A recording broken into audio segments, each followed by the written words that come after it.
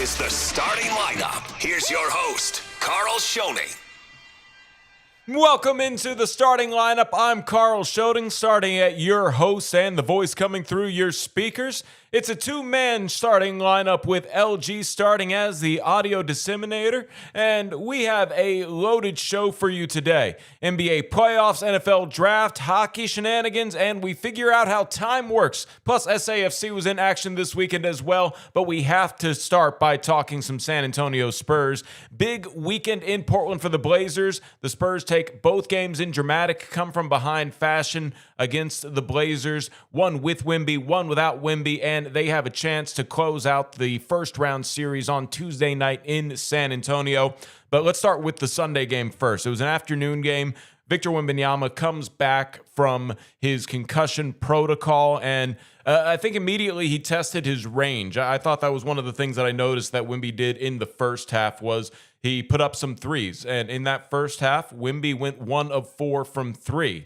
In that second half, Wemby did not shoot a 3. And that was honestly the biggest thing that stood out to me was that Victor Wembanyama went away from the shooting game and decided to just take his game inside. And he finished with 27 points, 7 blocks, which is obviously huge, 4 steals, and was just obviously the driving factor that you expect Victor Wembanyama to be there in the second half. The Spurs come away with the win, 120-108, and it was just one of those games where if you watched Game 3, I don't think Spurs fans were worried about the deficit at the half. It was quite the big thing. I was a little bit worried. You were worried? Yeah. I was a little worried. LG obviously will be joining the show as well as he likes to. I like to bounce things off of him. Game 3 was such a, I guess. You have to be so confident. It was a confidence builder. That's the word I'm looking for. In this team can overcome anything. Yeah, they did it earlier in the season when they came back from down 25 against the Clippers. And they do it in the regular season without Victor Wembanyama in Game 3 and then with Victor Wembanyama in Game 4. This is a team that is resilient. They're unfazed. And it's obviously one of the biggest driving factors of why I think they can win a championship, LG. Well, 2 come-from-behind wins. They had to make up deficits in both games. And so that does, show that they are resilient. But they shouldn't be down that much in the first place. Yeah. We got to respect every NBA team that's made the playoffs. It was a home game for Portland. I understand what you're getting at, but I never like making those conversations because the NBA is a game of runs, and that's really what happened. Was Portland went on their run. They played some good defense. They played energized. That had to be the highest pressure game of the season because they know that they don't want to go back to San Antonio for a Game 5. They wanted to ensure Game 6 in Portland. So they obviously came out swinging. I thought this was the best game of the series for Donovan Clingan.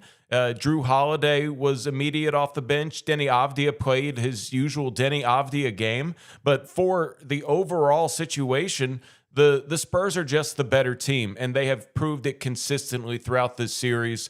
Really, I am of the belief that this should have been a sweep, obviously, but like I said, it's a game of runs. And I think it was a 16-4 run that Portland went on at the end of Game 2 that got them to even up the series at a game apiece. If one thing goes the other way for the Spurs, they force overtime by making a 3 and tying it at 106 at the end of the second game, then this is possibly over in the Spurs without Wemby in that game too, where he went out with his concussion in the early moments of the second quarter.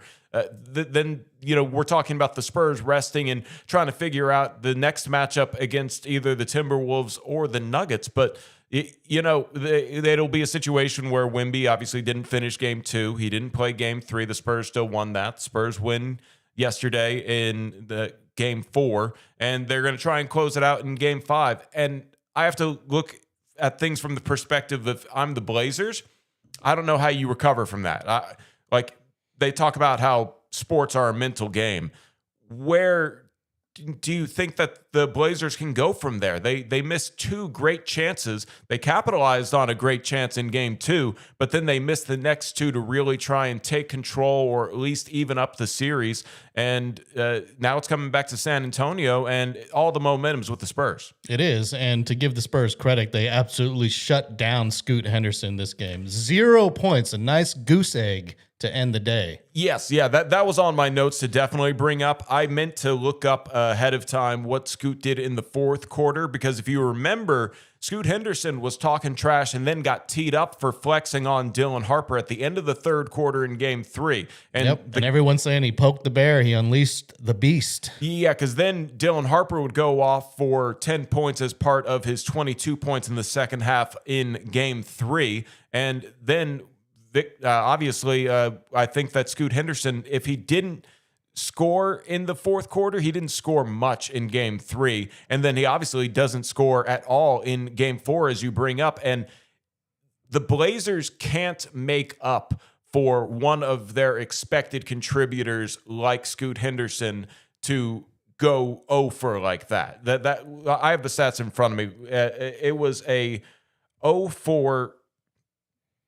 Find this here, or that's the other game for the Spurs, the first game. But I'll get the exact numbers a little bit later in the show. But Scoot Henderson did not make a shot. He was a minus 27 when he was on the court this afternoon. And when a guy's doing that, you kind of want to ride with him because he's obviously a starter and a key component to your team. But he decides that he doesn't decide that it was a game that he wasn't going to play. He doesn't play well that game. The Spurs maybe got in his head a little bit. Obviously, Dylan Harper going off, that has to be the mental side of the game. We were talking about how do the Blazers come back. That's part of it. Like, how does Scoot Henderson recover from having a rookie outplay him? And that's essentially what happened. No way he goes scoreless in game 5. No. And that's really one of the things that I think is what you just look at in the course of the series. So I have it right here. In yesterday's game, he goes 0 for 7, 0 for 3 from 3. In 27 minutes, he was a minus 22. But, Jeremy Grant had a solid game. He definitely had a better first half than he had a second half. And Robert Williams was actually ineffective. He had a great series up to this point for Portland. He only had 4 points in 26 minutes. So the Spurs, they know how to deal with making adjustments through the course of their first playoff series ever. This is a wise beyond their years Spurs team. Everybody wants to make a big deal about the experience, but very clearly they are up 3-1. I loved what Thiago Splitter had been doing on Wemby, putting either Toumani Camara or Drew Holiday on him, and then letting Donovan Clingan sag off and make essentially Steph Castle try and be a spot-up shooter. And Steph Castle has been making them pay. Castle went 3 of 6 from 3 yesterday. And that takes away that strategy where you can't really double Wemby or send the big man help to protect the rim. I like the idea, and it is a way to try and limit Wemby, and it certainly does throw him off of his game a little bit when he has to probably get rid of the ball quickly, like a little clock running in his head. But in this particular case, the Spurs seem to have figured out Portland, and I think if I were to make a projection, the Spurs win Game 5 going away, and you feel pretty confident. You're going to get a couple swings from Portland, but overall, San Antonio, they're too good for almost the entire league. They're a really tough team to match up against. If De'Aaron Fox can do what he did tonight in Game 5, then the Spurs are going to close them out on Tuesday. And to all you De'Aaron Fox haters up there on Spurs Twitter and Spurs Reddit, you can sit down and shut up now. Yeah. Thank you for bringing that up, because Victor Wembanyama and De'Aaron Fox combined for 36 points in the second half, and the Portland Trailblazers as a team only scored 35. So the Fox and the Alien combine for one more point than the entire Blazers in that second half. The Spurs win the third quarter 33-16. They start that quarter on a 23-4 run. They take the fourth quarter 40-19. The Spurs score a franchise record for points in the second half with 73 in their playoff history, and obviously that propelled them to the 114-93 win. And again, I think this is a nice, it's a very gentle reintroduction to Spurs fans for how stressful the playoffs can be, because obviously game 2, that was heartbreak. That was you had a game and it got away from you. The Spurs would have ideally been up and realistically could have been up 2-0, but a late run from the Blazers makes it a 1-1 series, and these are the ebbs and the flows of the series. I'm sure Blazers fans feel like both of those games got away from them this weekend. So it is a scenario where the Spurs fans felt the emotional roller coasters. Like you said, you were a little bit, what was it, concerned, worried? What were you at the half? What were your emotions at the half? I was a little concerned. Yeah. I mean, they were down 17 at the half. I was a little bit concerned, but they did bounce back in game 3. So there was just a little bit of hope there. And Wemby had not a great first half. You know, he was off on his shooting. He missed his first 3 shots, and the announcers were dogging on him too. It's like, oh, he keeps missing. I don't know what that guy's name is. Pat something. Vosh? Dave Pasch. I believe Dave Pasch was on the ESPN broadcast. I was obviously listening to Dan the whole time. I didn't listen to a minute. Okay. I did watch the highlights a little bit later, but I wasn't paying attention at all to the ESPN broadcast as part of the radio broadcast crew. But Wemby needed to shake things off. And if I had one criticism, and it's probably not even that big of a deal if you were to pull up the records. I don't have the records off the top of my head. If I had one criticism for this young Spurs team, it's that they have a little bit of trouble getting going in the early day games. I think 2:30 is a solid enough start, but when your clock at 2:30 it's Central Time, if they could get a 2:30 start locally wherever they are playing, I think that they're okay. But the Spurs had a couple flat games where they came out flat against the Knicks. I believe that was a noon start. It was 11 o'clock locally, perhaps. And the Hornets, when that game had to be moved up earlier. And today. And so I'm sure the Spurs probably still overall had a winning record when they had to play early day games. But then when they were put on to, I guess, you look at their numbers. I want to say today's 41-point first half was on par with what happened at Madison Square Garden. And then the Spurs weren't able to shake that off. And then a slow start cost them the game in Charlotte, if I'm not mistaken. So not a big deal. They overcame it today, obviously. Just something that sort of I've noticed over the course of the season. Maybe they take a little bit longer to get back into their rhythm because they're out of their routine. So something to notice. But otherwise, great for the Spurs. 3-1 series lead heading back to San Antonio on Tuesday. That'll be an 8:30 tip-off in San Antonio. So the opposite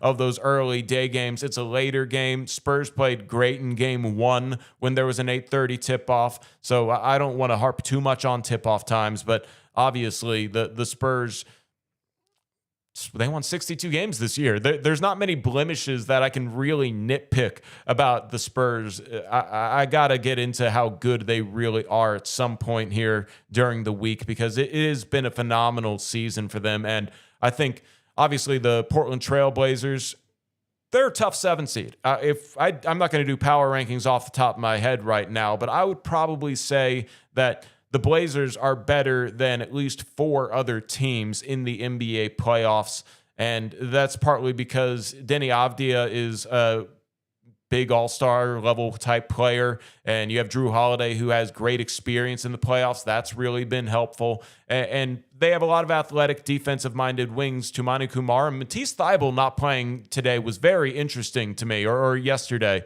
as if he did get in, he got in late when it wasn't really in doubt. But you'd think if Robert Williams III wasn't having a great game, they might throw Matisse Thybulle out there. They did not play him. They did play Sidi Sissoko, maybe to see if he could provide a little bit of energy at the end of the fourth quarter. But the Spurs had that game well in hand. In fact, even when the Spurs went on an early run and it was bouncing around in a seesaw battle of sorts, when the points were in the 60s, the Spurs made a few threes early in that third quarter to pretty much eliminate the deficit. And then the Blazers fought back with just a little bit of a run that they went on in that 16-point third quarter. The Spurs obviously had that game well in hand. I got all my confidence back fully, actually, in the second half of Game 3. But when they started the second half of Game 4, I really felt the confidence once again, and Then the Spurs win it running away, hold the Blazers to only 35 points in that second half to take a 3-1 series lead.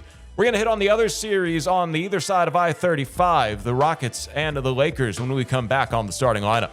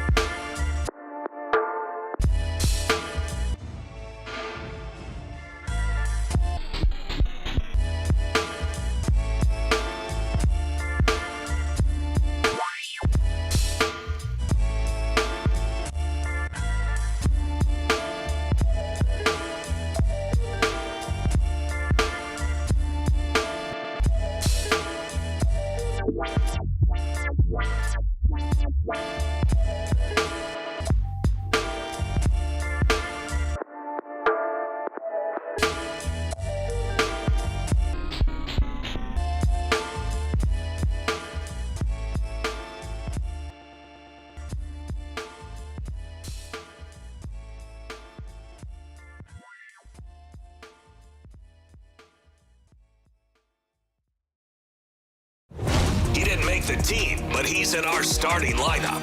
Back to Karl Schoening.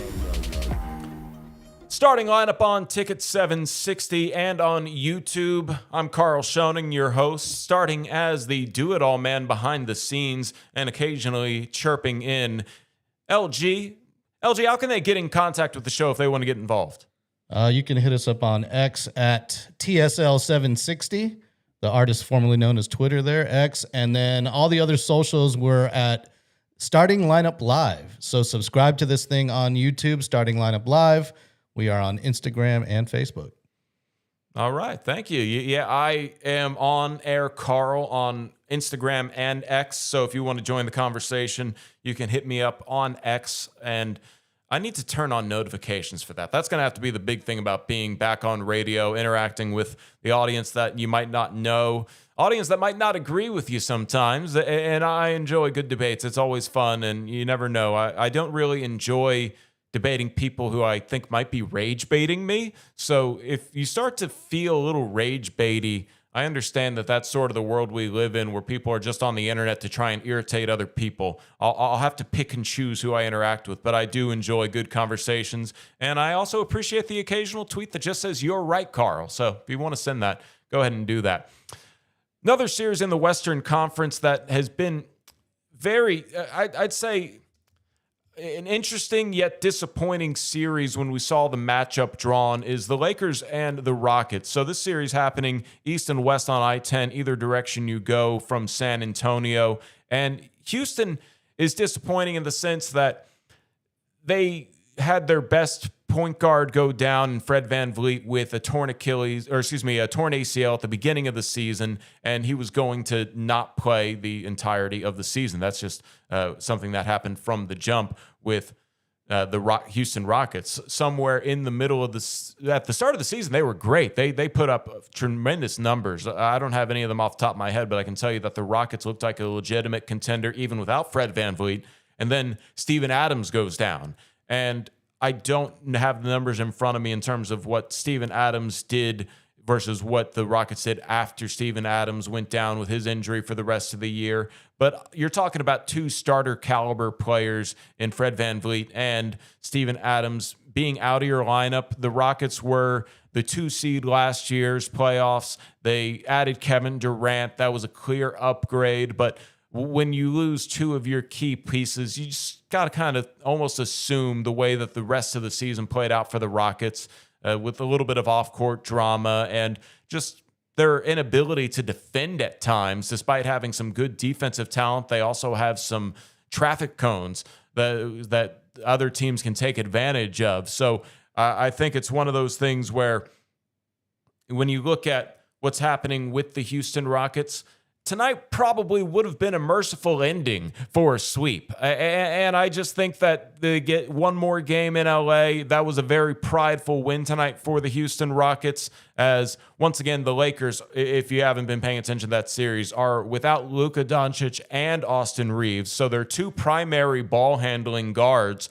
are not active this entire series through the first 4 games. So when you bring in and factor that LeBron James Sr. is kind of asked to be a playmaker, LeBron James Jr. is getting some serious rotation minutes. It's sort of create what you can in the half-court offense. It comes down to, I got to give all the props to the head coach, J.J. Redick, for the Lakers. He has outcoached Ime Udoka. They just clear and simple. And I think the Lakers have outplayed the Rockets because Kevin Durant only plays game 2. Lakers win that game as the final in Los Angeles. That night was the closest of all of the games in Los Angeles, 101-94. Game 3 was an overtime thrower where LeBron took advantage of this kind of just unfortunate season for the Rockets. They were up 6 with 30 seconds left. And LeBron almost won that one in regulation, and they gutted out and win it in overtime. But then last night, game 4, I felt like that was we are not going to get swept game by the Rockets. It kind of felt like the magic that the Lakers had in the first 3 games wasn't quite there. And then that was really highlighted and I think deflating for the Lakers by DeAndre Ayton getting ejected thanks to a flagrant 2 foul in the third quarter. And it was kind of I think it was around a 18-point game when DeAndre Ayton was ejected, and it was a shot to the neck of Alperen Şengün, who was backing down. And when they looked at the replay, seemed like the forearm of DeAndre Ayton went into the back of the neck of Alperen Şengün, and that was the end of DeAndre Ayton's night. I do want to give some props to DeAndre Ayton. He has been a guy who had a little bit of drama, not really liking his role earlier in the season. He said he didn't like being likened to Clint Capella, and I think in a weird way, bullying worked right there because a lot of people were telling DeAndre Ayton, hey, you should probably embrace being Clint Capella as much as you can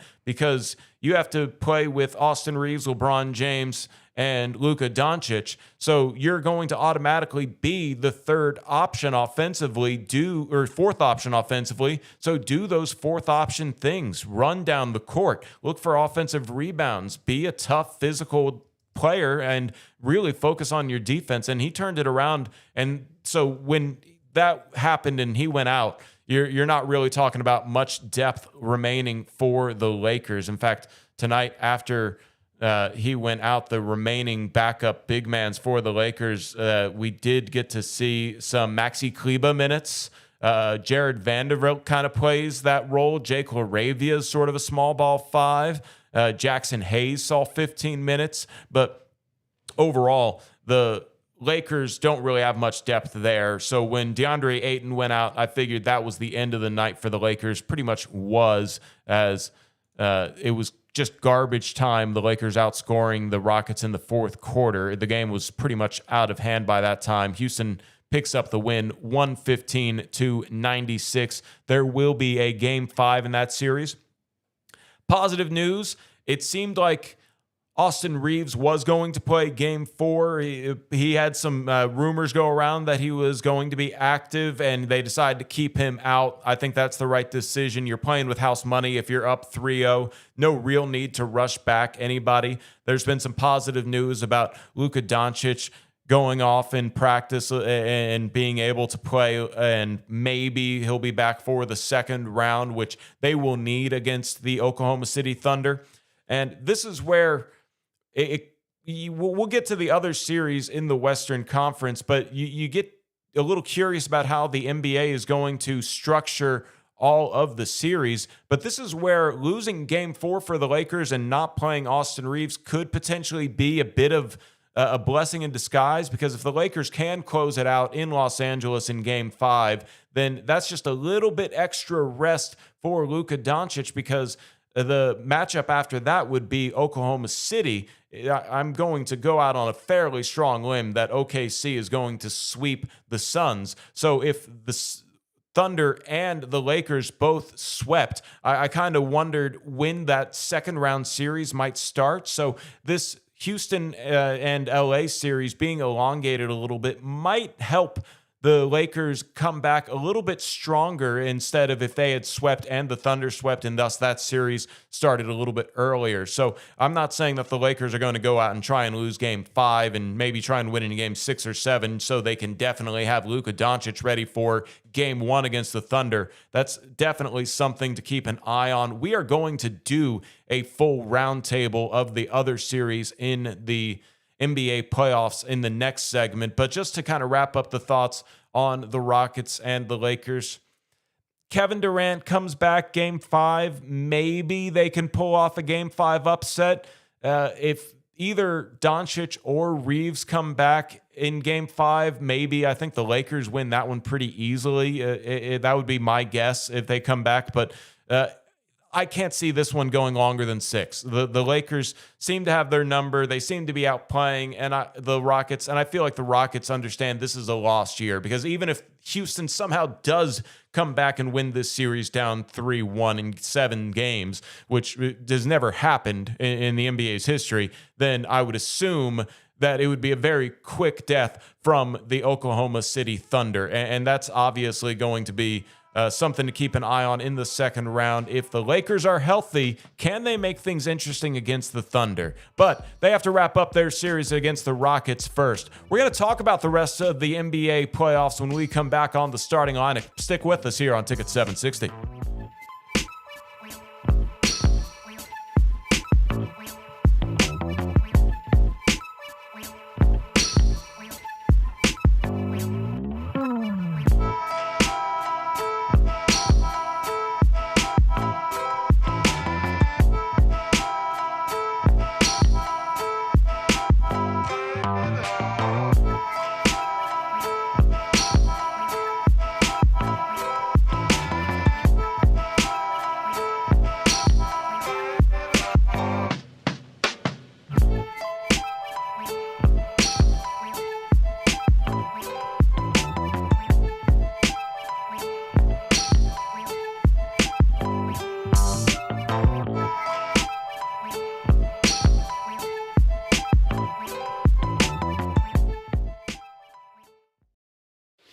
Takes are hot, even before the sun comes out. Back to the starting lineup.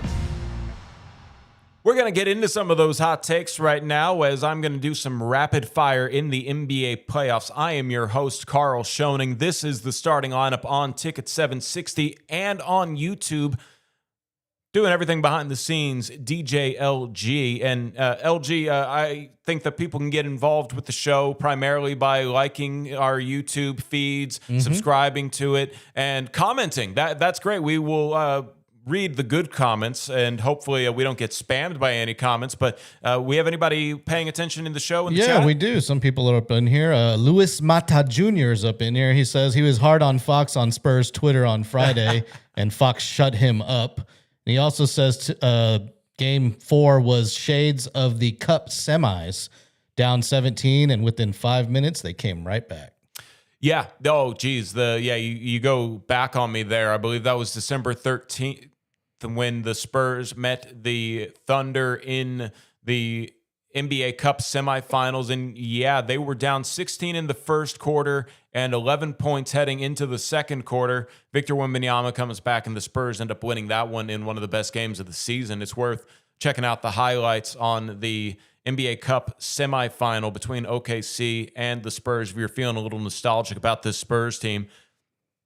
And, I get fans are going to be hard on their star players. It happens. You have high expectations, much is given, much is expected kind of thing.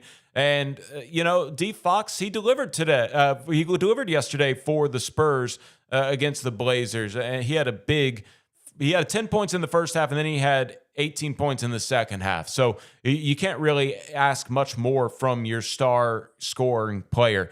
But I do want to hit around fast track. I'm not going to go too deep in any of the other series, but in case you're only keeping up with the Texas teams like a lot of our listeners, I do want to touch on some of the stuff that's happening in the Eastern Conference and the other side of the bracket of the Western Conference. So the Pistons and the Magic, it's currently Orlando leading 2-1. Orlando took the first game, Pistons bounce back in the second game pretty decisively, leaving Detroit tied 1-1. And then Orlando wins that game 3. So we're going to maybe see the Pistons bounce right back, but Wendell Carter has been outplaying Jalen Duren in this series, and that's been a little disappointing, especially if you're the Pistons, who really need big nights from Cade and Jalen Duren, because it's hard for them to find it from any of the other players. Obviously, Isaiah Stewart's going to go out and do Isaiah Stewart things, but that's not necessarily something that you can count on to make up a 15-point per game scorer plus, like Jalen Duren is expected to be in the playoffs, and also a strong defender. The Cavaliers and the Raptors series is tied up at 2 thanks to the Raptors taking game 4 yesterday before the Spurs game. I still have the Cavaliers coming out of that series, but the Raptors have always been sort of an interesting enigma of a team. Not many people expected them to be the 5 seed, but they have a very unique couple players in Scotty Barnes and Brandon Ingram and RJ Barrett. So those are solid players that maybe play a bit higher than to the level of what you might expect them to play. But on the other side, the Cavaliers, they were a team that was the 1 seed last year. There was a lot of good vibes around that team. They trade for James Harden. James Harden and Donovan Mitchell, not quite.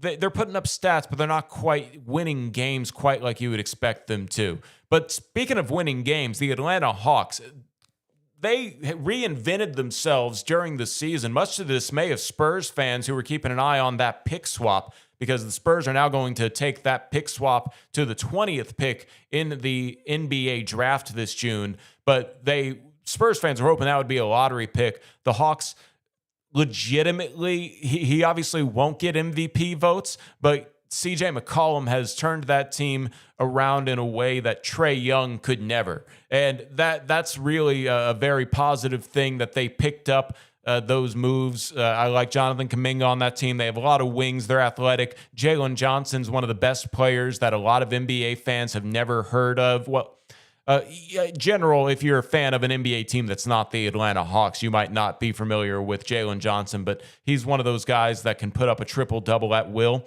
The Knicks should win this series. It's tied at 2, but heading back to the Garden, you don't know why the Knicks aren't up 3-1 with a chance to win it. It feels like they should be the better team, and they might not be. So it's an interesting, is this just what the Knicks are like in the playoffs in not just my lifetime, but also most of our parents' lifetime?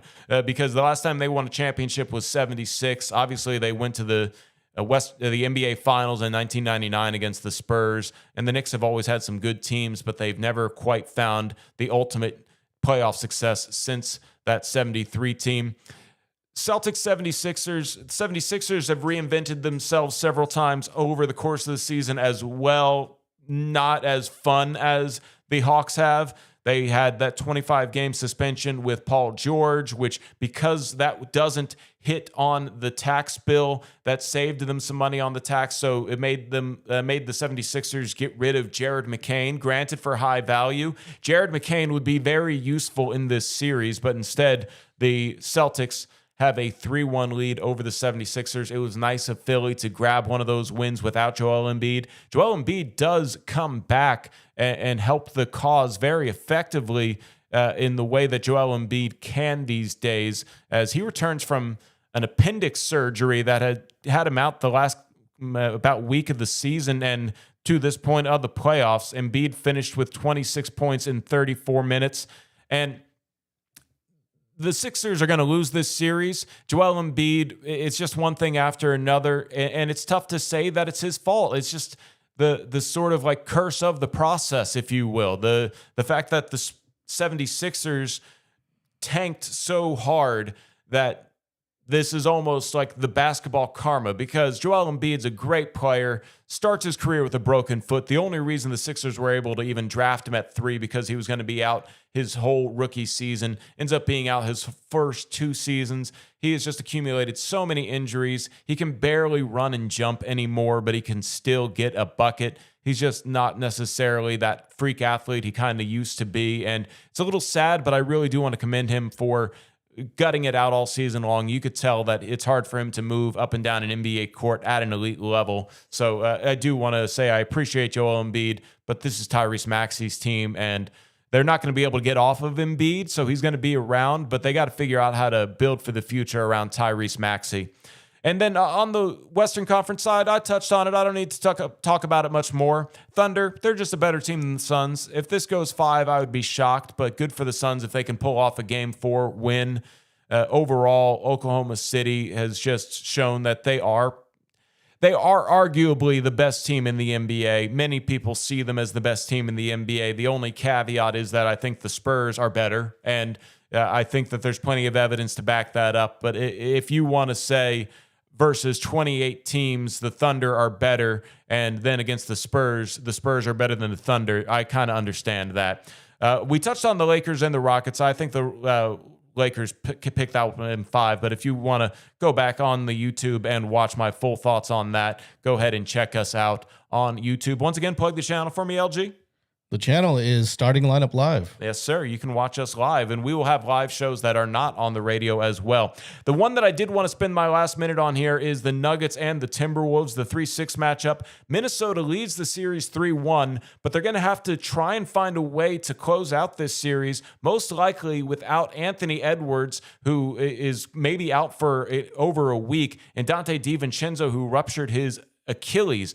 The Game 4 victory still belonged to the Timberwolves, but at a high cost. Going back to Denver, I think the Nuggets win that one. I kind of think the Nuggets are going to come back from down 3-1 just because I believe they are a tough team to beat. And if the Timberwolves don't have that star power, they're going to have to find a way to create shots. But Ayo Dosunmu, 43 points. What a performance by him. If he can capture that lightning in a bottle, then this series could be done in 6 games. We'll just have to see what happens on that side of things. And of course, Spurs Blazers.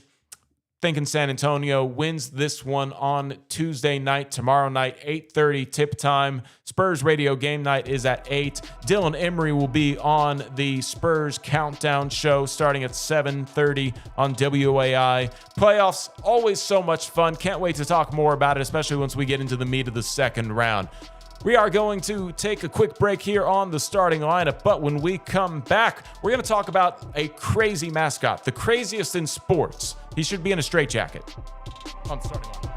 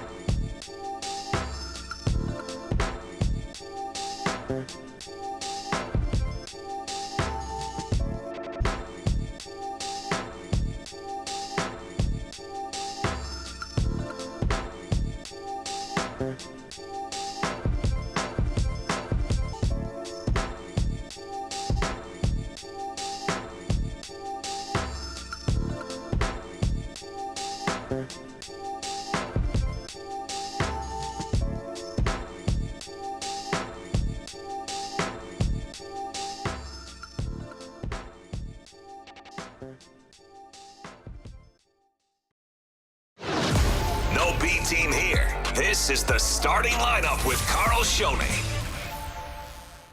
Starting lineup resumes here on Ticket 760 and on YouTube. Happy you guys joined us, whether you're doing it over traditional radio airwaves, the stream that is the iHeart app, or on YouTube. We encourage you to interact with the show any which way you can. And I'm Karl Schoening. This is the starting lineup. DJ LG also in the starting lineup today. LG, what do you know about Gritty, the mascot of the Philadelphia Flyers? I love Gritty. Gritty is great. Fairly new mascot in the league, but I love Gritty. Gritty's awesome. Gritty went from a what in the world is that to a very beloved character in Philadelphia overnight. Yeah. And this is his first playoff series, and it's against the Pittsburgh Penguins, which is a rivalry, of course, and that just makes it all the much better. Gritty's first hour on the job, when he was revealed, the Pittsburgh Penguin just quoted the tweet introducing him and said, LOL, okay. And Gritty's immediate response, again, first hour in existence, was sleep with one eye open tonight, bird. So fantastic. It's phenomenal that this is the first Flyers playoff series that Gritty gets to have. So if you have not followed Gritty on social media, you need to do yourself a favor and just search him real quick, see some of his shenanigans. He is a legitimately crazy mascot, and he's a very impressive athletic mascot. So for those of you watching on the YouTube stream, it's not a too far distant cousin from Rhonda right here. And can you explain Rhonda? She has like big. Well, first of all, her name eyes. is Queen Rhonda. Okay. Not Rhonda. Okay, noted. Yeah, not the Beach Boys song "Help Me, Rhonda," but Queen Rhonda she's a Balinese goddess. Very, very scary looking. And if you look up Gritty, don't be prepared to see something too aesthetically pleasing either. Well, Gritty had to compete against the Fanatic. So I think he's a very appropriate mascot for the town of Philadelphia. Very appropriate. Orange fur, fat like the Fanatic, great hockey jersey, crazy eyes that are kind of googly and going all over the place. Very off-putting. However, a great character in sports. And if you look up the video, the Penguins did win the game. However, Gritty just beat the absolute stuffing out of a Penguin mascot. And this is at a hockey event, family-friendly thing. And yeah, the other things that Gritty does, he throws popcorns at children. That's fun. He also makes cameos on It's Always Sunny in Philadelphia. Oh, he does? I need to watch those episodes. He caked people. You know how like there's those nice looking birthday cakes? He just threw it at a Penguins fan. Not a real Penguins fan. I hope it was staged, but they grabbed a Penguin fan by his arms and set him up. And this guy, maybe 7 feet away, nails right in the face. Whoever Gritty is, you are a phenomenal actor and a very impressive part of the Philadelphia culture. My family's from Philly. I'm not from Philly. I think they're weird. However, I love them anyway because it's such a great city, and I do enjoy how much they love their athletic teams.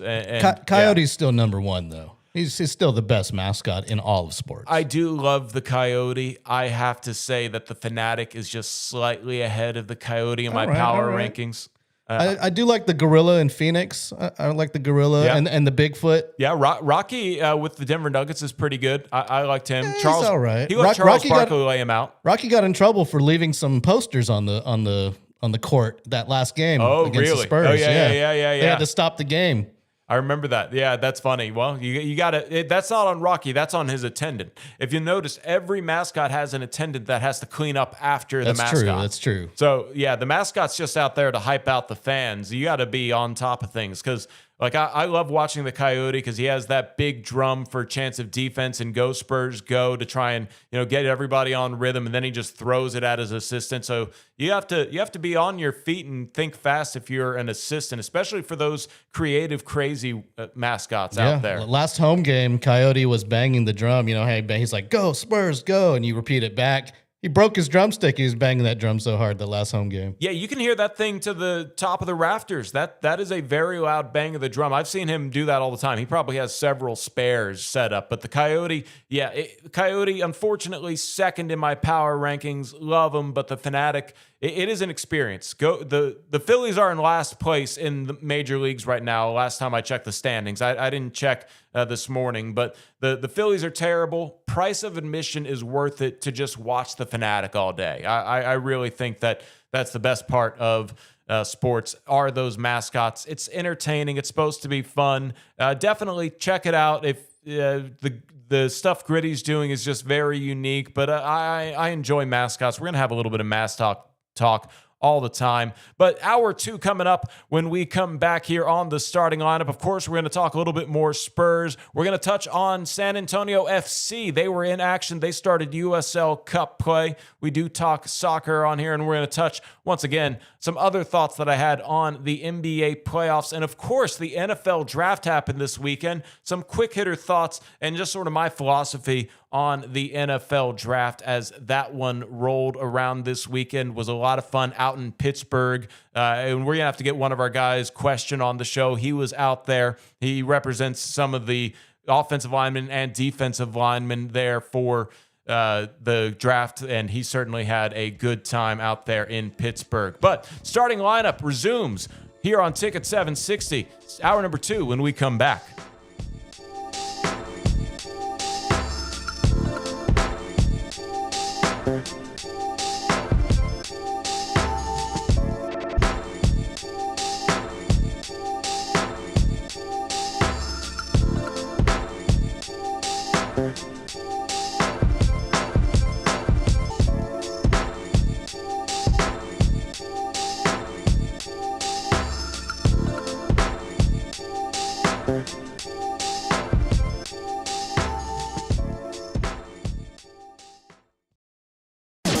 This is the starting lineup. Here's your host, Karl Schoening.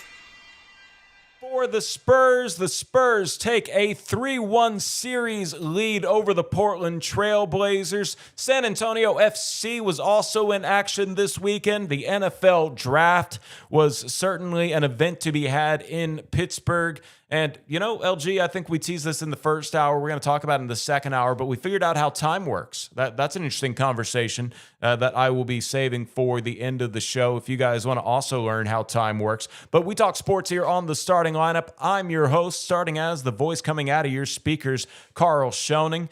DJ LG 210 on the social spheres is how you can reach out to the guy who is doing all the audio tweaking behind the scenes. For sure. Yeah, I got to hand out our socials. You can hit me up on Twitter, the social media formerly known as Twitter. Is that what you used to say? You hit me up on X, sure, at On Air Karl. I always love to hear what you guys have to say. And, if you're up this early in the morning listening to us, we appreciate it.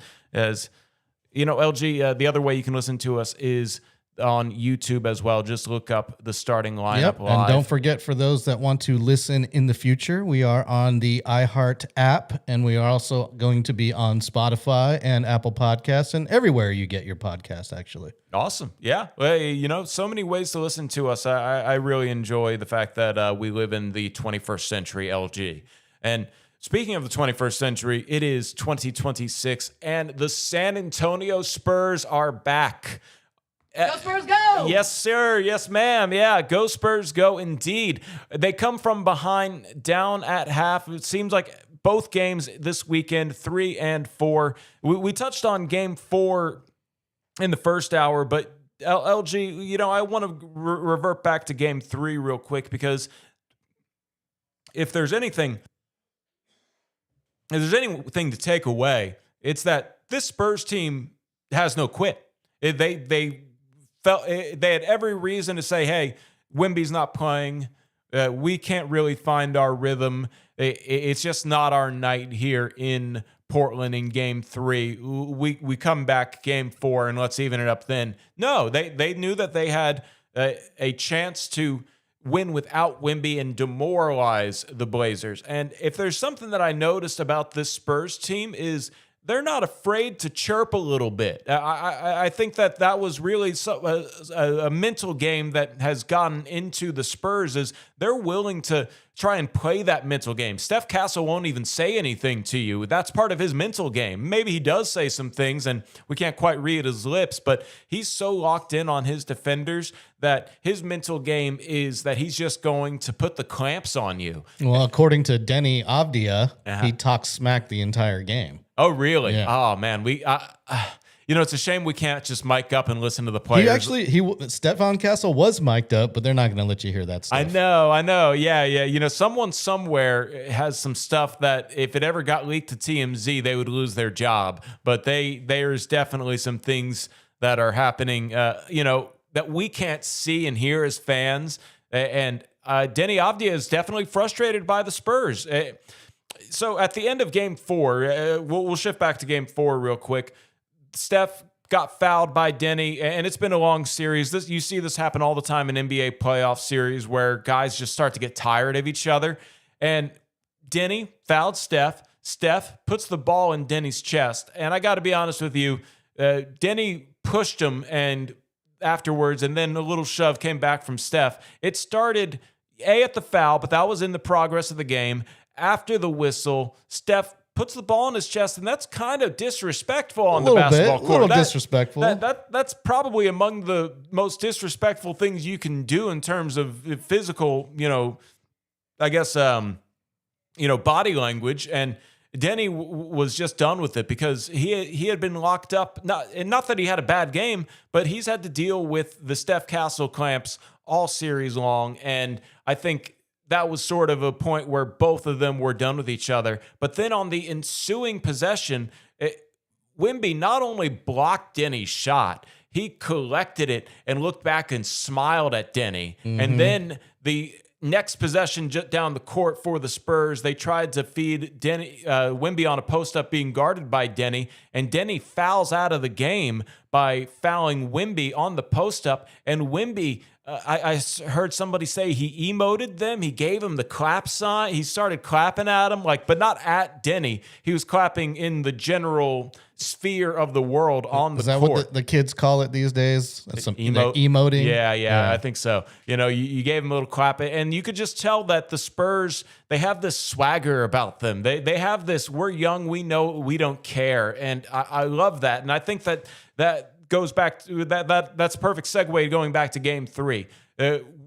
Swagger, personified, if you look it up in the dictionary, has to be Dylan Harper right now. What a second half he had in game 3. And that was his coming out party. That was his career high to this point of his career. I know playoffs and regular season are their own separate record books, but he had not scored 27 points in an NBA game. Goes off for 22 points in the second half of that game 3.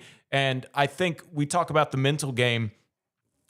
That was where Dylan Harper took Scoot Henderson out of the mental game, because Scoot had that great game 2, and I think Scoot started to sort of feel himself a little bit. Scoot was playing with some swagger. He had a solid enough game to that point in game 3. Then when Dylan Harper, I saw him at the free throw line, he was responding to something. I don't think Harper was saying something, but I think he was responding to something.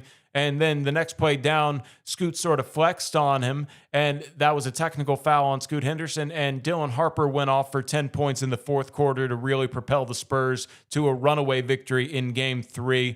And that's obviously where San Antonio found something that just sort of clicked, that, it's one thing to win without Wemby in the regular season, and it's another thing to lose a game when Wemby goes down with an injury and he doesn't return in game 2. But to win that kind of game in game 3 without Victor Wembanyama, and, that's its own thing with the concussion protocol. Wemby said he might get into it at the end of the season after the Spurs are done, but done playing, and maybe, that means just find him in the offseason. How professional is that of him, though? He's saying, I don't want to be a distraction. Ask me after the season's over. Yeah, because that would be the big headline if it was Wemby, what's the word?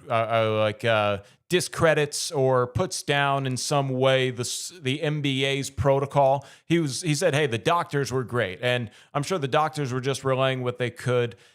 Yeah, and how convenient it was for his mic to just cut out there during the press conference. So it's a little convenient. Oh, I didn't notice that. Oh, yeah. I was listening to Jared Weiss's video. He posted it. I believe he asked the question. So that probably didn't cut out. So then. Yeah. But the TV broadcast, they just turned his mic down when he was talking about that. Yeah, well, concussions are a weird thing. And in a good way, that he could come back from it relatively quickly. In fact, there was the chance that he didn't even miss a game, and it seemed like from just sort of the impression I got and just knowing what a competitor Wemby is, he wanted to play in game 3. He obviously, for whatever reason, and I'm not here to speculate, did not play in game 3. And I was surprised he played in this game, in game 4. I thought he would sit out another one just because the Spurs took care of business in Game 3. Yeah, I was looking at Michael C. Wright's X feed right before the game, and I guess he was in the press conference with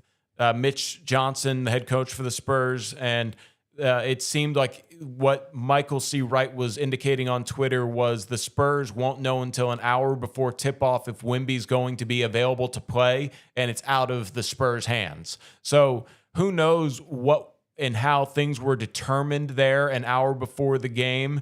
But the things that we'll probably find out later are not necessarily relevant to the conversation. The Spurs started off slow, didn't have the best first half. It was a big try to even up the series for the Portland Trailblazers, and San Antonio comes away with a second half that was just one for the chef's kiss of this season. It really exemplified how not only can the Spurs play from behind, they can come back from behind quickly. They knock down 3 quick threes. They go on a 23-4 run to make it a close enough game, and then in the fourth quarter, they just run away with it.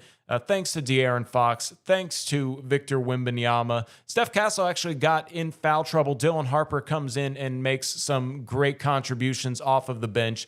And I think that it just shows that this Spurs team is not going to go quietly any game. We saw it against the Clippers when they came back from down 25, and they're going to continue to be a very resilient team that even if you have a lead, you have to be focused and not complacent no matter who you are. And we talked about it in the first segment or first hour. The Thunder even had a 16-point lead against the Spurs and earlier in the season, and they came back to win in that NBA Cup semifinal. So this is a team that all season long has shown that there's no quit and they can't really be shaken. No, not at all. And one thing to note is Steph Castle did go out with looked like a wrist injury this game 4, and that's something we have to look at. He might be questionable for next game. You never know that. And also, Dylan Harper went down with some sort of injury as well this game. Both came back to the floor and performed great. But just something to note there. That wrist has been bugging Stephon Castle, looks like, for a little while now. That's where you hope that the Spurs can win this game in 5, and you hope that the Nuggets can force a game 7 so you get as much rest as possible between the first and the second round. And I think that that's kind of in the cards, possibly, because none of these guys are 100%. They've been going hard since October. And really, this Spurs team, it's kind of documented that they were all around in the summer to build chemistry. So who knows how long the Spurs have really gone without a full week and a half to recover. So I think that would be great if they could somehow rest a good week, whatever time frame there is between game 1 of the second round and game 5 on Tuesday night, should they close out game 5. They certainly don't want to get on a 4-hour flight back to Portland to try and close it out in game 6. And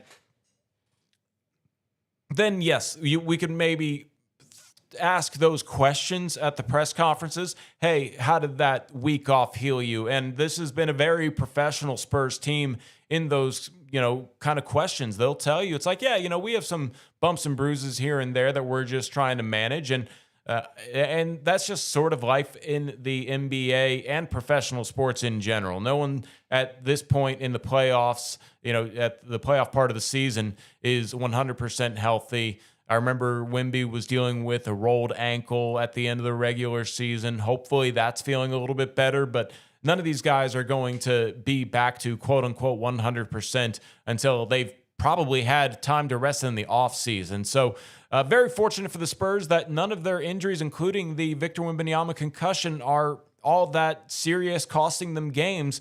Unlike their potential next opponent, the Minnesota Timberwolves. We'll talk a little bit about that in the next segment, as the Timberwolves are the likely opponent for the Spurs. However, they are not going to be the Timberwolves you expect unless somehow from down 3-1, the Denver Nuggets can win that series in 7, in which case that'll help the Spurs because they will have just beaten each other up at that point.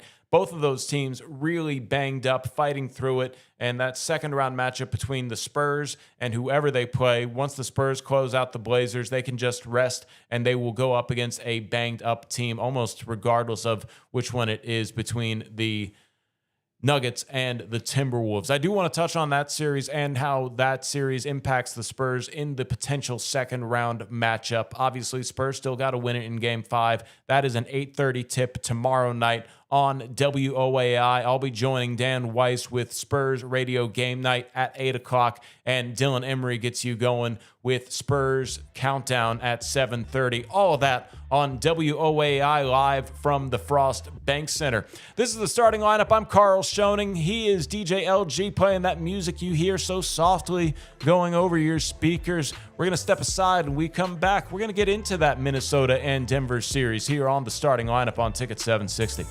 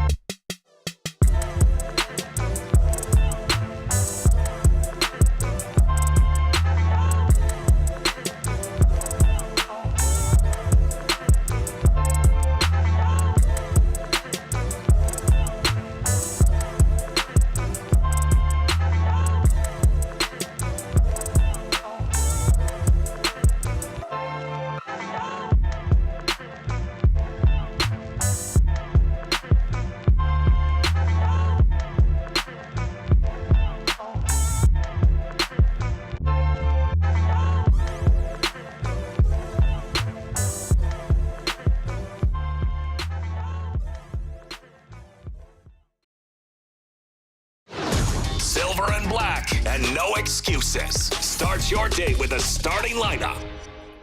Oh, I love that intro to rejoin us. Silver and Black had no excuses this weekend. No Wemby, no problem in Game 3. Trailing at the half in Game 4, and they turned it around in the second half.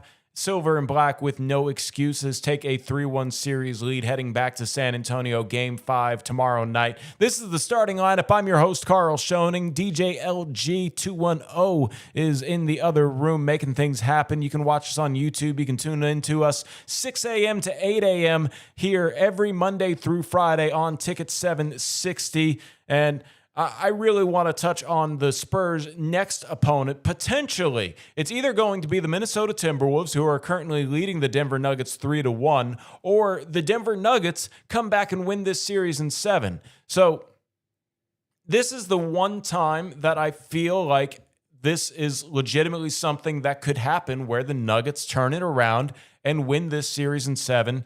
And it's unfortunate circumstances. It's because Dante DiVincenzo, a good young two-way kind of player, not a two-way contract player, plays both ends of the court two-way player, is out for the rest of the season with a torn Achilles. Hopefully he recovers. Unfortunately, that's one of those things that takes about a year. So we're not just talking about the rest of these playoffs. We're talking probably next year's playoffs as well. And that's just such an unfortunate blow for the Timberwolves. But then on top of that, Anthony Edwards avoids ligament damage, but he is going to be reevaluated in a week, and he is out right now with a knee injury. So that is really unfortunate for the Timberwolves, who obviously rely on Anthony Edwards as their best player. He only played 18 minutes. Glad he avoided any structural damage in terms of ligaments. Ayo Dosunmu comes in and scores 43 points in Game 4 to help propel the Timberwolves to a 112-96 victory on Saturday night.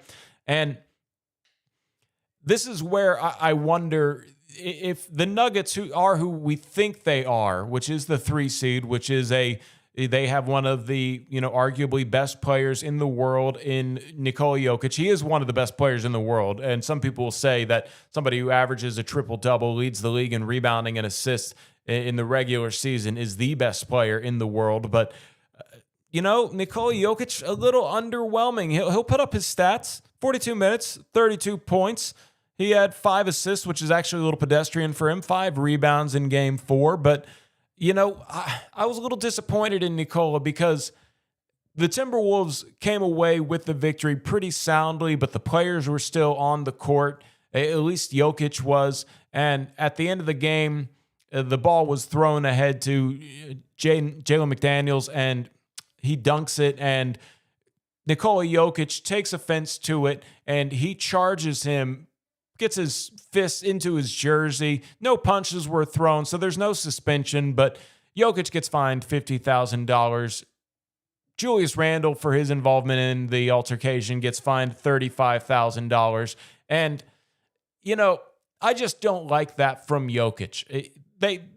You let a guy have the unwritten rule at that point. No need to cause that kind of drama after the game when you got beat like that, but I understand how some people take offense to it, and I think Jokic was maybe trying to get some kind of mental edge because McDaniels earlier in the series said that Denver had no elite defenders, and that is actually, I would say, a hot take, but not necessarily accurate. But in this particular series, it's kind of accurate, mainly because Aaron Gordon is their best defensive wing kind of forward player, and he's playing hurt. And that's one of those things where when the Spurs do eventually have their next opponent decided, it's going to be a banged-up opponent no matter who it is. From my understanding, Jamal Murray is not 100% either. He's not going to have anything listed on the injury report. But when you really look at Nikola Jokic, and I misread the stat line there. I had SAFC on Saturday night, so I missed a good chunk of this game and just watched the highlights. But Jokic finished with 24 points, 15 rebounds, and 9 assists. It was Jamal Murray who had the 5 and 5 in 30 points as well. Those two guys, I feel like they're always going to get theirs. The Nuggets need somebody to really step up in that sort of third best player on the team. And Aaron Gordon would hopefully be that guy for Denver, and they might be. But Minnesota, I'm just very curious how they respond without 2 of their better players. Obviously, their best player in Anthony Edwards and a really key piece in Dante DiVincenzo. But I think Minnesota can win Game 6 in Minnesota. That's going to be a high-energy crowd. And if that is the case, we will have to see what happens with the Spurs and the Timberwolves. That's disappointing because you always want to play teams at their best. You don't want any excuses from the other fan base when, the back and forth starts. If the Spurs go on to win the championship, no one in 10 years is going to say, oh, yeah, but they, didn't have to face Anthony Edwards in the second round against the Timberwolves. But, as it's happening, I think everybody wants to see a Victor Wembanyama, Anthony Edwards playoff series. And that would be very cool if it happened in this first year. Maybe they will see a Victor Wembanyama, Nikola Jokic playoff series, which would be very cool if it happened in this first year. But it's just a bit of a bummer that Ant might not play in that second round, depending on the severity of this injury. Hopefully he can come back and be a very solid version of himself. But obviously, as we mentioned earlier in this broadcast, nobody is 100% at this point of the season. And we would have to say that the Denver Nuggets not quite at 100% either. Jonas Valanciunas didn't play. Coach's decision in that game for the Denver Nuggets. But obviously, Jokic, Jamal Murray, 2 guys that are just going to be a handful. And I could see them propelling the Nuggets to a 7-game series win over an Anthony Edwards-less Minnesota Timberwolves. You might be expecting a good bit of Rudy Gobert to make his defensive impact. He really has been great from what I've seen in this series and what I've read the pundits on.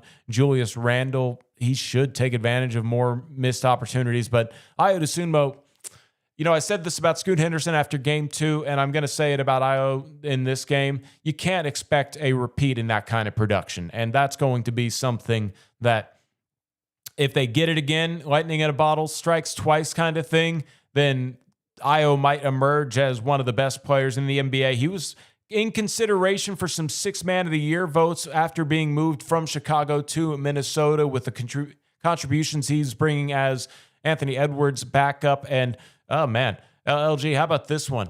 The Timberwolves were hoping that Rob Dillingham, who the Spurs technically drafted 8th overall and then traded to Minnesota for a couple very valuable draft assets, including, I believe, an unprotected first-round pick and a swap somewhere in there.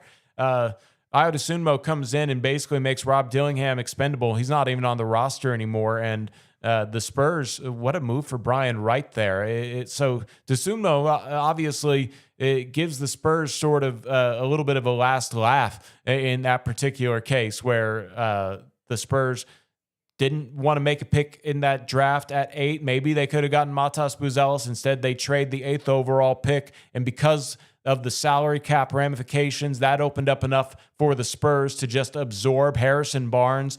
And I think that really worked out well for the Spurs, that they didn't try to do anything too much. Harrison Barnes has been a great vet for the Spurs, and maybe will be a factor in that second round series. Definitely will be a factor in that second round series, whether the Spurs play the Nuggets or the Timberwolves. But yeah, just to kind of wrap up my thoughts on that Timberwolves series, I've been keeping an eye from afar. I have not had the opportunity to really watch that one closely.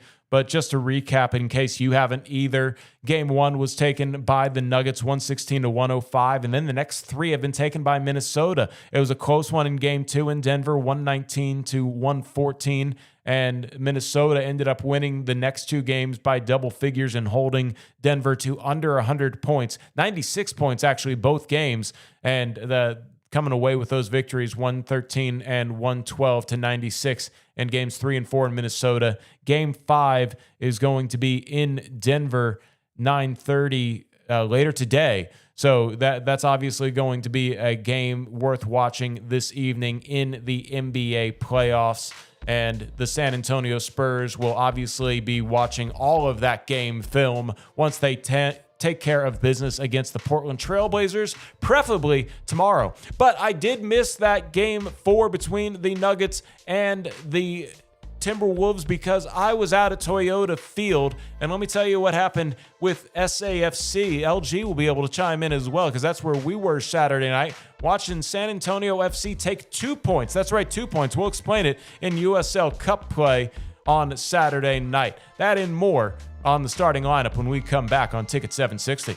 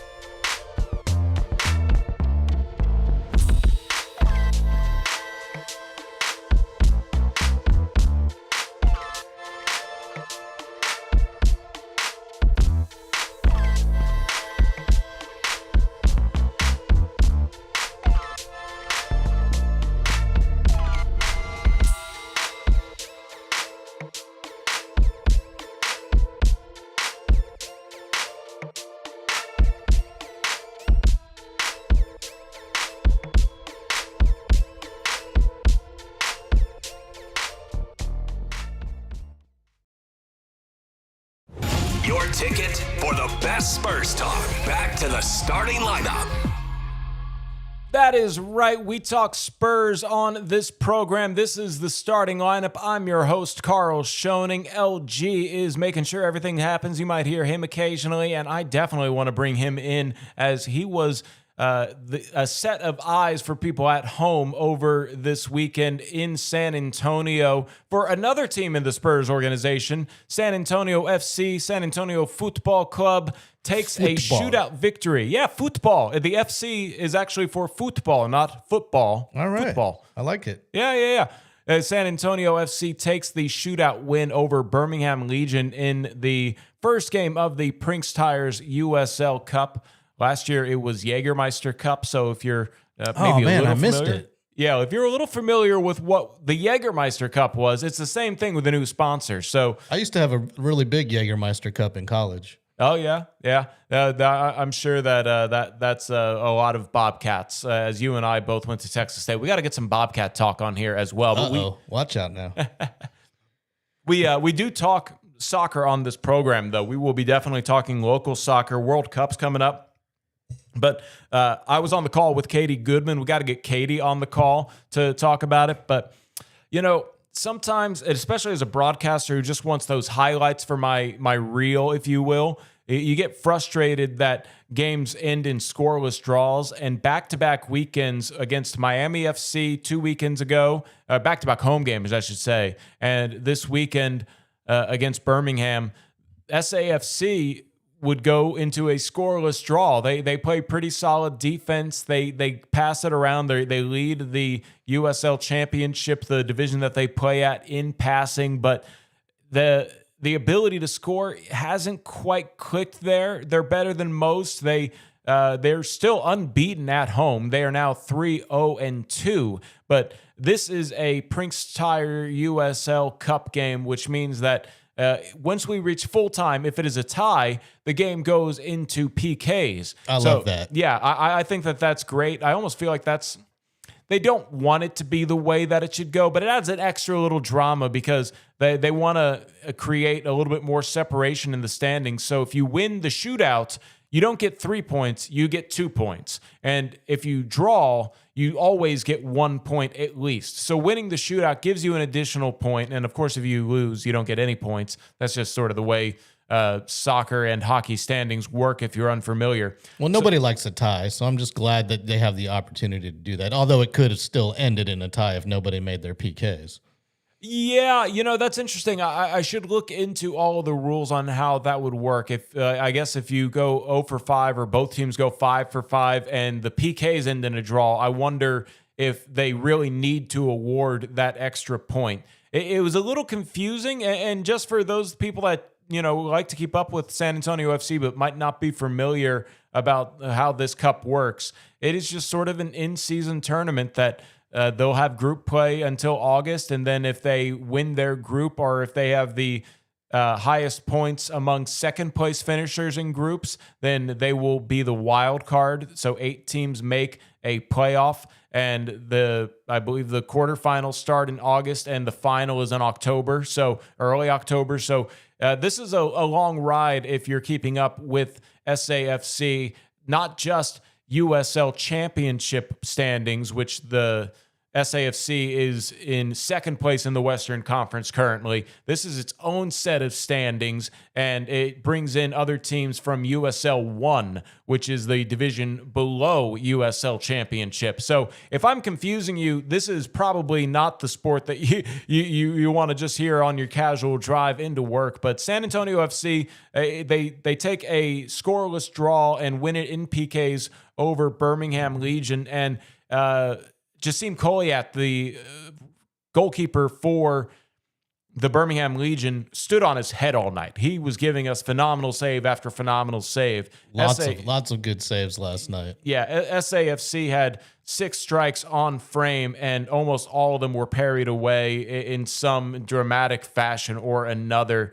Richard Sanchez, the goalkeeper who started the USL Cup game for SAFC and was a fixture in the frame last year for SAFC, came up big in the penalty kicks. They didn't even need a 5th round because SAFC strikers scored all but 1, but then the first one went in against Sanchez, and he was able to block them for the next 3, including perhaps the save of the week in USL Championship, as predicted by Katie Goodman. She knows ball, so we're going to have her on the show to talk a little bit, but For sure. And what a turnout last night. I mean, I don't think I've ever seen the stands that filled up in a long time. Maybe it was the when the Austin came down here to play against SAFC. It was the last time I saw that many people at Toyota Field. And if you haven't been to a game yet, you're missing out. Yeah, it's a lot of fun. May 2nd is the next game, and I hope I can make it. The Spurs might have a playoff game. Highly unlikely. It's Game 7 against the Blazers, but depending on needed, that's the if needed at the moment. And if the series wraps up quickly enough between the Timberwolves and the Nuggets, then that could potentially be the start of the second round. I don't know that for sure, but obviously I would love to go out there on Saturday, be on the call with Katie Goodman. So yeah, Toyota Field. It's always rocking, but, I can't see the fans below the broadcast booth. So, and I would assume that's where a good chunk of the fans that you're probably talking about are. But I have always thought that once the sun goes down, the fans really start to file in and fill out just the majority of the stadium. It's a nice little soccer stadium here in San Antonio. It's not bad, and tickets are very affordable, and they've got a nice tailgate scene going on every time before the game, right under the bridge there. And I don't have time to eat the food, but it smells so good. And obviously, Spurs Sports Entertainment are partners of ours, and I enjoy calling the SAFC games, but this isn't a promotion. This is just our honest opinion. You should go out and check out an SAFC game. They are a solid squad this year, as Carlos Yamosa really does have them playing to his sort of Colombian-style touch, and they lead the league in passing, and they have some really good players, including one of the best players in USL Championship in Jorge Hernandez, who hit the game winner in PKs, or the shootout winner, I should say, for SAFC. And let's not forget fan favorite Mitch Tainer, who's out there, who jumped into the San Antonio River after the championship win a few years ago. Yeah, Mitch Tainer is still rocking and rolling as the captain for SAFC. So if you really were only keeping up with that run a few years ago, obviously it's good to see Mitch Tainer still on the squad. And they do have a really good, tough back line. They have some tall guys back there. Alex Crinali is somebody who he scored from 70 yards out against El Paso last weekend. So he's somebody who obviously likes to have a good game and will put on some good defensive showings and make things a little bit interesting working out of the back line for SAFC. They have two great goalkeepers. Joey Petruni is the usual starter, and he is second in USL Championship in clean sheets with 4 on the season. So you're going to see some really good goalkeeping, whether it's Richard Sanchez or Joey Petruni, who is, if I'm not mistaken, a San Antonio native. He came up through SAFC's academy program, which is also top tier. If you're into soccer, you really got to give SAFC a chance. And I certainly think that there's going to be several opportunities throughout the course of the summer. They will make a lot of night games, but it's still going to be 95 degrees, so prepare for that, because that's just life in Texas, LG. And you were running the camera from behind the goal, and that's just going to get a progressively hotter gig. Yeah, once the summer comes around. But I'll be out there with, my sun gear on, my large brimmed hat, bunch of sunscreen. But I had a really good view for those penalty kicks last night.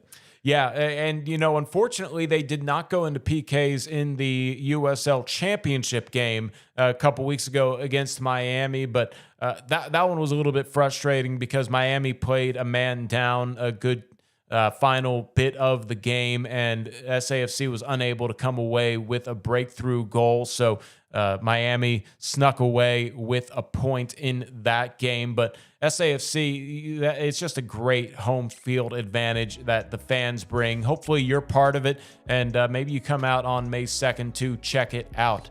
One last segment here on the starting lineup, and LG explained to me how time worked earlier today, and that really threw me off. So, sort of. Well, it doesn't make sense to me, so I'm going to have him explain it again when we come back on the starting lineup.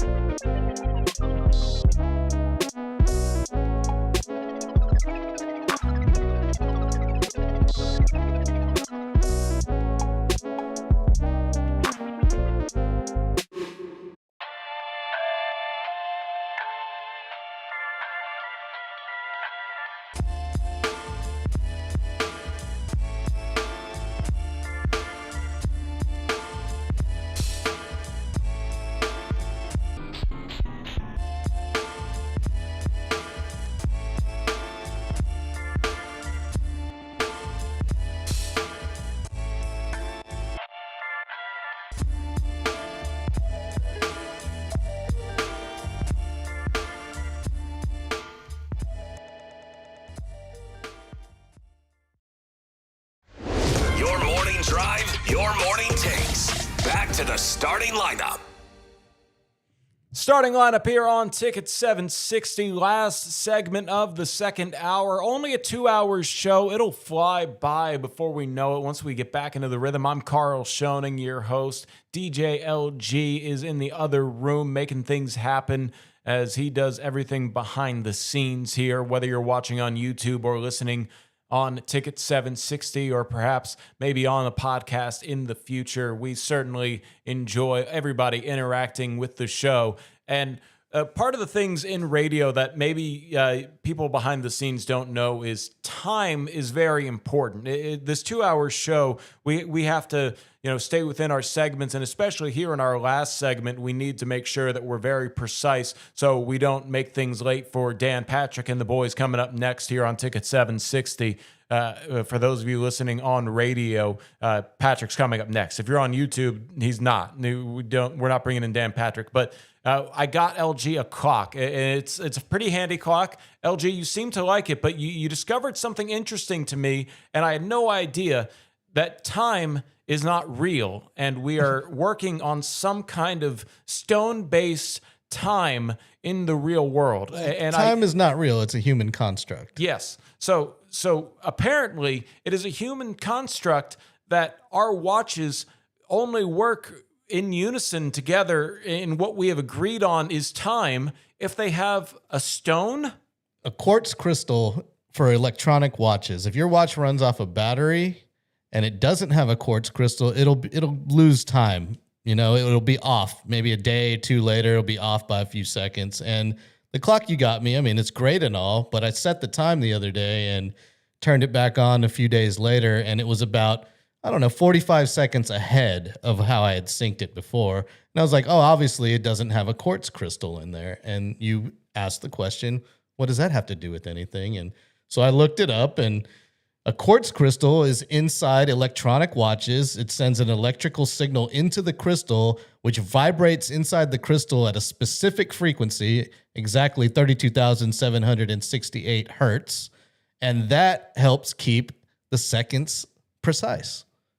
Interesting. It's just one of these things where I never would have thought about it because I never had to build a watch. How do these things work? It's not the old mechanical watches that wind up with the springs and stuff. They don't use a quartz crystal. That's all mechanical. But if you have any kind of battery in your watch, it's most likely synced up to a quartz crystal, a little tiny quartz crystal inside there. So pop quiz on those old school ones that aren't electronic, what they had to use to wind, that would be fairly regular. Like you would just make sure when you hear the bell toll 12 o'clock that you have your clock on 12 and you wind it up and you start your timer again. It sort of was how we all agreed with time when people were outside in the real world. That's not quite how they work. They last a lot longer than a day, but you have to wind them every so often. And they even have those mechanical watches now that they gain energy off your kinetic movement. Just by you swinging your hand, it can wind itself, basically. Interesting. Okay, I have heard of that, and I didn't realize those weren't electric. But yeah, I do think I remember. It's like essentially if you just didn't wear the watch for 6 months, the battery.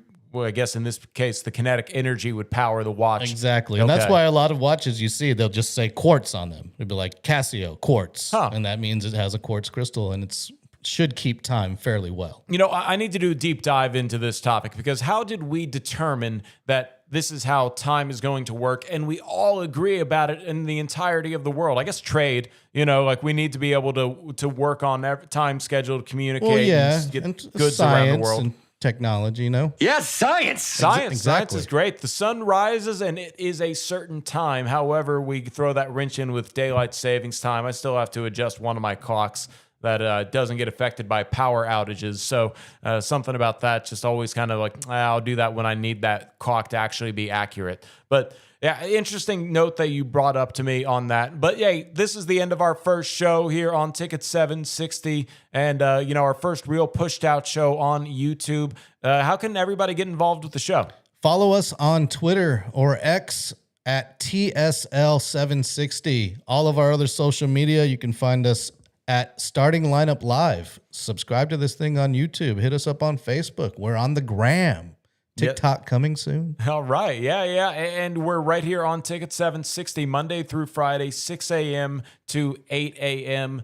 It'll be a fun ride, and it's the starting lineup. It's not the Karl Schoening show. I need to get that out of the way now. For anybody that was curious if this is the Karl Schoening show, I'm just your host. The starting lineup can be many individuals who will carry this show. I want to bring in some great guests. If you have somebody that you want me to maybe reach out to that you're curious about, you can hit me up at On Air Karl. I am on Twitter and Instagram. You can hit up LG at DJLG210 on Twitter and Instagram, as we will always be talking Spurs. Looking forward to Game 5 tomorrow. Join us at 6 a.m. tomorrow morning for our Spurs and Blazers Game 5 preview right here on Ticket 760. And shout out to Spurs Ann, who jumped in the chat right here, and our new subscriber, Texas Latina. Appreciate you guys. Subscribe to this thing at Starting Lineup Live on YouTube. Yep. We love anybody that supports us, and we definitely want to get you involved in the conversation of the starting lineup right here on Ticket 760, YouTube, our social media accounts.